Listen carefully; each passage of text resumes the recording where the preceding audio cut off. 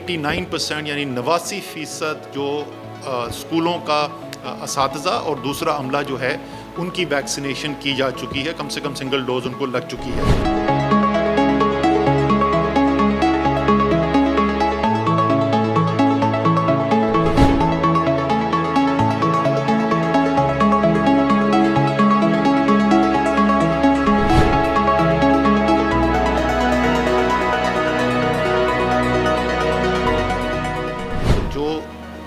Drivers हैं या जो स्टाफ है जो ट्रांसपोर्टेशन में काम करता है, जिसके अंदर तलबा जो हैं स्कूल के अंदर जाते हैं, 30 सितंबर के बाद वो काम नहीं कर सकेगा अगर उसने पूरी वैक्सीनेशन यानी दोनों डोज ना लगवाई थी।